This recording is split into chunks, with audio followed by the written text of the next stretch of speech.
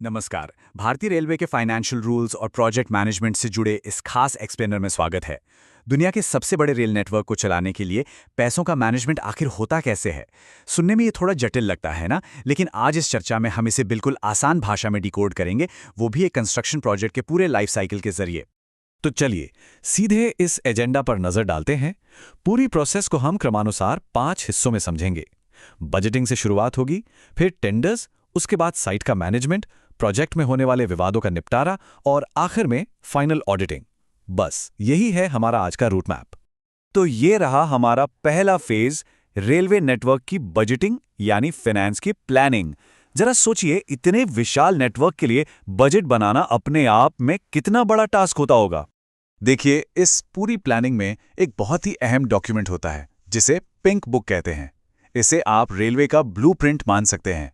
इस pink book में 1 लाख रुपए से ऊपर के जितने भी काम होते हैं उनका पूरा एस्टिमेट डिटेल में लिखा होता है, और जो प्रोजेक्ट्स 1 लाख से छोटे हैं उनके लिए बजट में एक मुश्त या लमसम अमाउंट डाल दिया जाता है ताकि काम बिना किसी रुकावट के लगातार चलता रहे। अब यहाँ एक बहुत ही दिलचस्प कॉन्सेप्ट आता है, डेप्रिसिएशन रिजर्व फंड या शॉर्ट में DRF। रेलवे को पहले से पता होता है कि उसकी संपत्तियां या एसेट्स समय के साथ पुराने होंगे और उनकी वैल्यू कम होगी। इस कम होती वैल्यू को DRF में जमा किया जाता है। फिर जब कोई एसेट बिल्कुल कबाड़ या स्क्रैप बन जाता है तो उसे रिप्लेस करने के लिए इसी फंड से पैसा निकाला जाता है ना? ये भविष्य को सुरक्षित करने का एक शानदार तरीका। अच्छा, सिर्फ बजट बना लेना ही काफी नहीं है, टाइम टाइम पर उसका रिव्यू भी बहुत जरूरी है। हर साल अगस्त में रेलवे एक बजटरी रिव्यू करता है। इसके लिए फॉर्म F383 का इस्तेमाल होता है, जिसे 1 सितंबर तक रेलवे बोर्ड को भेजना जरूरी है। इस रिव्यू में मेनली 2 चीजें देखी जाती हैं। क्या अचानक से कोई ऐसा नया खर्चा सामने आ गया है जिसका अनुमान नहीं था, और क्या उस नए खर्चे को किसी दूसरी संभावित सेविंग से पूरा किया जा सकता है। बजट सेट होने के बाद अब हम आते हैं फेज 2 पर, टेंडर्स और कॉन्ट्रैक्टर रूल्स, मतलब कागज पर बने प्लान को जमीन पर उतारने के लिए सही लोगों को हायर करना। यहां बात एकदम साफ है, रेलवे हर किसी को अपने निर्माण का ठेका नहीं दे सकता। कॉन्ट्रैक्टर्स को उनके एक्सपीरियंस के बेसिस पर क्लास A, B और C में बांटा जाता है। जैसे क्लास A के ठेकेदार 1 से 5 करोड़ तक का काम ले सकते हैं, लेकिन इसके लिए उनके पास अनुभवी इंजीनियरिंग स्टाफ और पिछले 3 सालों में कम से कम 5 करोड़ की पेमेंट रिसीट होनी चाहिए। रूल्स बहुत सख्त हैं। हाँ, कभी कभार कुछ खास मामलों में चीफ एडमिनिस्ट्रेटिव ऑफिसर और फाइनेंस ऑफिसर मिलकर थोड़ी छूट दे सकते हैं, पर यह कोई रोज की बात नहीं है। अब टेंडर की दुनिया के 2 अहम टर्म समझते हैं, अर्नेस्ट मनी और सिंगल टेंडर। नॉर्मली किसी भी ठेकेदार को अपना ऑफर वैलिड रखने के लिए एस्टिमेट का 2% अर्नेस्ट मनी के तौर पर जमा करना होता है। लेकिन मान लीजिए कोई बड़ी इमरजेंसी आ जाए, तब क्या होगा? ऐसे वक्त के लिए सिंगल टेंडर का रूल है, जहां बिना लंबी प्रोसेस के सीधे किसी एक अप्रूव ठेकेदार को काम दे दिया जाता है। पर याद रहे, ये सिर्फ और सिर्फ इमरजेंसी के लिए है। काम शुरू होने के बाद रेलवे कैसे श्योर होगा कि काम सही से और टाइम पर पूरा होगा? इसका जवाब है ये 10% का आंकड़ा। इसे सिक्योरिटी डिपॉजिट या रिटेंशन मनी कहते हैं। ठेकेदार के जो भी प्रोग्रेसिव बिल पास होते हैं उनमें से ये अमाउंट काट कर रख लिया जाता है। ये एक तरह की गारंटी है कि ठेकेदार पूरी एफिशिएंसी के साथ काम खत्म करेगा। कॉन्ट्रैक्ट्स में ना 2 तरह के रूल्स होते हैं। पहला, जनरल कंडीशंस ऑफ कॉन्ट्रैक्ट। ये एक स्टैंडर्ड बुकलेट है जिसके रूल्स रेलवे के हर कॉन्ट्रैक्ट पर लागू होते हैं। लेकिन हम सब जानते हैं कि हर कंस्ट्रक्शन साइट एक जैसी नहीं होती है ना, इसीलिए स्पेशल कंडीशंस ऑफ कॉन्ट्रैक्ट भी होते हैं। ये उस पर्टिकुलर साइट के हिसाब से बनाए जाते हैं और जरूरत पड़ने पर ये स्पेशल रूल्स जनरल रूल्स को ओवरराइड कर देते हैं। चलिए, ठेकेदार फाइनल हो गए, नियम बन गए। अब phase 3, managing materials and execution. अब असली कंस्ट्रक्शन शुरू होता है, जहां डेली ऑपरेशंस और साइट के सामान का एकदम बारीक हिसाब रखा जाएगा। साइट पर मटेरियल को बहुत ही बारीकी से ट्रैक करना पड़ता है। इसके लिए एक मटेरियल एट साइट या MAS नाम का सस्पेंस अकाउंट होता है, जो एक्चुअल यूज पर नजर रखता है। कोई हेराफेरी ना हो, इसके लिए स्टॉक वेरिफिकेशन शीट्स बनती हैं, जिन पर वेरीफायर और स्टॉक होल्डर दोनों के साइन होते हैं। और खर्चों को सही से दर्ज करने के लिए special primary unit codes use होते हैं। जैसे PU27 उन चीजों के लिए है जो रेलवे के अपने स्टॉक से आईं, और PU28 उनके लिए जो सीधा बाहर मार्केट से खरीदी गई। कंस्ट्रक्शन में प्लान हमेशा फिक्स नहीं रहता। अगर काम के दौरान कोई ऐसा नया भारी काम आ जाए जो ओरिजिनल प्लान में था ही नहीं, तो उसके लिए सप्लीमेंट्री एस्टीमेट बनता है।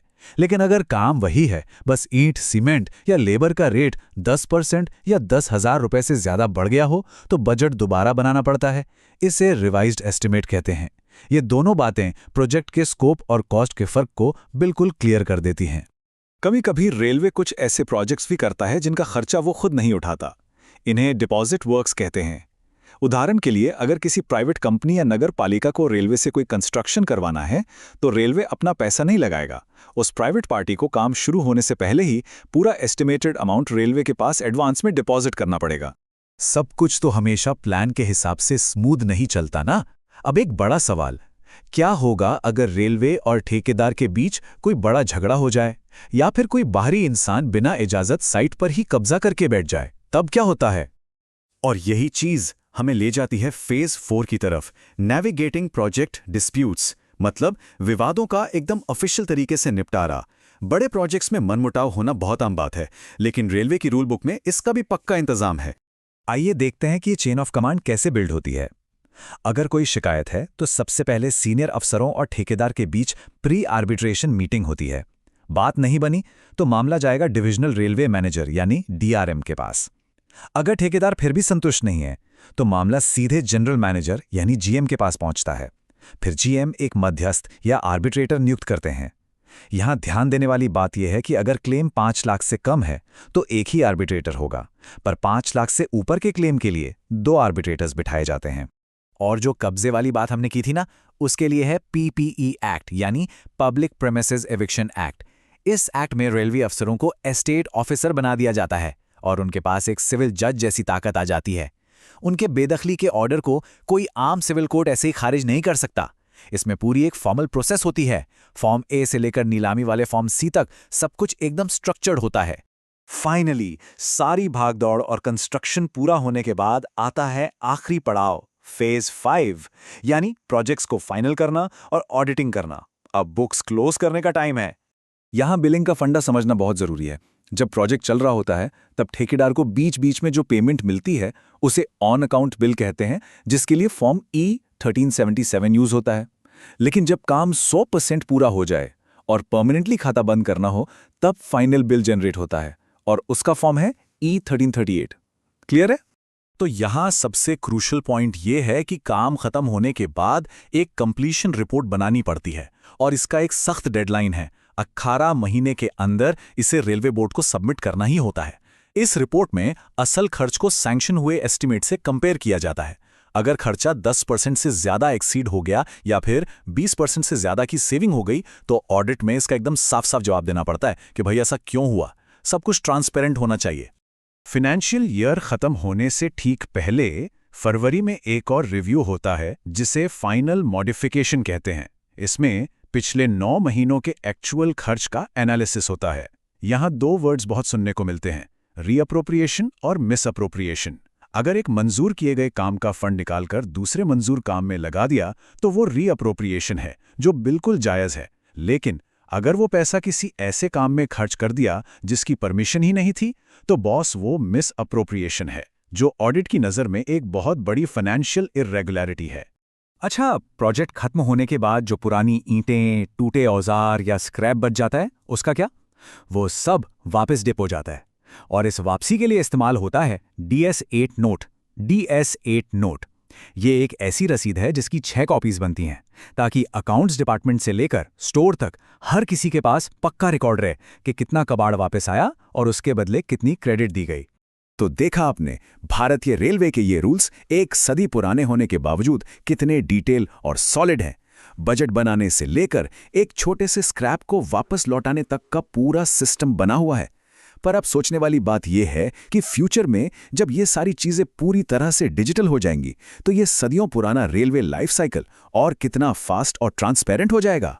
इस शानदार एक्सप्लेनर में हमारे साथ जुड़ने के लिए बहुत बहुत शुक्रिया।